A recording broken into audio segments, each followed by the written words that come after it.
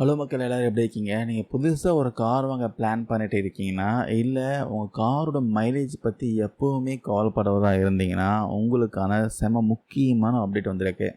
இந்தியாவில் இருக்கிற car கம்பெனிகளுக்கு check வைக்கிற மாதிரி மத்திய அரசு இப்போது KF3 அப்படின்னு ஒரு புதிய விதியை கொண்டு வர போகிறாங்க. இதனால் கார் மைலேஜ் அதிகரிக்குமா, கார் விலை ஏறுமா? வாங்க இந்த வீடியோவில் டீட்டெயிலாக எந்த ஒரு குழப்பமும் இல்லாமல் தெளிவாக பார்க்கலாம். மத்திய மின்சார அமைச்சகத்தின் கீழே இருக்கிற எரிசக்தி திறன் பணியகம், அதாவது BEE சொல்லுவாங்க, கார்களுடைய மைலேஜ் கணிசமாக அதிகரிக்கவும் கார்பன் எமிஷனை கட்டுப்படுத்தவும் இந்த புதிய KF3 வரைவு விதிகள்லாம் தயாரித்து வெளியிட்டிருக்காங்க. இந்த ரூல்ஸு எப்போதுலேருந்து அமலுக்கு வரும் கேட்டிங்கன்னா 2027-28 நிதியாண்டிலிருந்து ஆரம்பித்து 2031-32 நிதியாண்டு வரைக்கும், அதாவது அடுத்த 5 வருஷம் காலத்துக்கு பொருந்தும்னு அறிவிச்சிருக்காங்க. இந்த புதிய விதியால் கார் கம்பெனிகளுக்கு என்ன டார்கெட் வச்சுருக்காங்கன்னா, அவங்க தயாரிக்கிற கார்களுடைய சராசரி கார்பன் உமிழ்வு ஒரு கிலோமீட்டருக்கு 91.7 கிராம் அப்படின்ற அளவில் இருக்கணும்னு சொல்லியிருக்காங்க. இன்னொரு சூப்பரான விஷயம் என்னென்னா, இதனால் வரைக்கும் லேபில் மட்டும் டெஸ்ட் பண்ணுற பழைய MIDC முறைக்கு குட் பை சொல்லிவிட்டு கார்களை நிஜமாக ரோட்டில் ஓட்டினா எவ்வளோ மைலேஜ் கிடைக்கும், இது ரொம்ப துல்லியமாக கணக்கிடுற சர்வதேச அளவிலான WLTP சோதனை முறைக்கு மாற போகிறாங்க. இதனால் கம்பெனிகள் சொல்கிற மைலேஜும் நமக்கு ரோடில் கிடைக்கின்ற மைலேஜும் கிட்டத்தட்ட ஒரே மாதிரியாக இருக்க வாய்ப்பு இருக்குது. இந்த டார்கெட்டை ரீச் பண்ண கார் நிறுவனங்களுக்கு ஹெல்ப் பண்ணுற விதமாக சுற்றுச்சூழல் பாதுகாப்பு இல்லாத வாகனங்களுக்கு சூப்பர் கிரெடிட்ஸ் அப்படின்னு எக்ஸ்ட்ரா பாயிண்ட் சிஸ்டத்தை மாற்றி அமைச்சிருக்காங்க.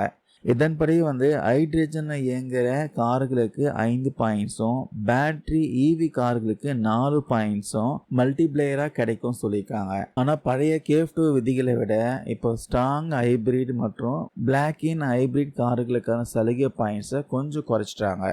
எத்தனால் எரிபொருளை ஓடுற கார்களுக்கான தனித்துவமான பாயிண்ட்ஸ் வழங்குவது பார்த்தீங்கன்னா ஆய்வும் இப்போ பரிசீலனையில் இருக்குது. சரி, இதனால் கார் வாங்குகிற நமக்கு என்ன லாபம்னு கேட்கலாம். இந்த புதிய வரைவு விதிகள்லாம் கார் வாங்குகிற நம்ம மேலே எந்த நேரடி கட்டுப்பாட்டையும் விதிக்கலை. ஆனால் இந்த கடுமையான டார்கெட்டை எட்டினோம்னா கார் கம்பெனிகள் என்ன பண்ணுவாங்கன்னா, சாதாரண பெட்ரோல் டீசல் கார்களை கூட ஆட்டோ ஸ்டார்ட் ஸ்டாப் அப்புறம் ரீஜெனரேட்டிவ் பிரேக்கிங் இந்த மாதிரிலாம் மைலேஜ் அதிகமாக்குற தொழில்நுட்பங்கள்லாம் கட்டாயமாக நமக்கு கொடுக்க வேண்டி வரும். அது மட்டும் இல்லாமல் வர காலங்களில் மார்க்கெட்டில் நிறைய புது ஹைப்ரிட் மற்றும் எலக்ட்ரிக் கார் மாடல்கள் வரத்துக்கு இது வழிவகுக்கும் சொல்லலாம். கடைசியாக ஒரு முக்கியமான கேள்வி, இதனால் கார் விலை ஏறுமாட்டு.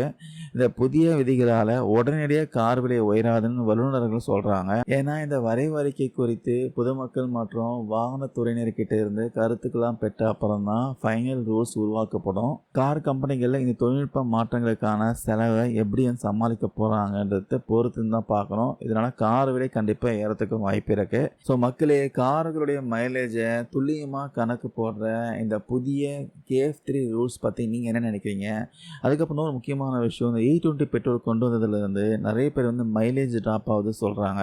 ஆக்சுவலி எனக்கே மைலேஜ் ட்ராப் ஆகிற மாதிரி ஒரு ஃபீல் வருது. யூஸ்வலாக பார்த்தீங்கன்னா என்னுடைய ஸ்கூட்டரை டேங்க் ஃபில் பண்ணால் கிட்டத்தட்ட ஒரு 200 கிலோமீட்டருக்கு மேலே போகும். ஆனால் இப்போ 150 கிலோமீட்டர் வரைக்கும் தான் போகுது.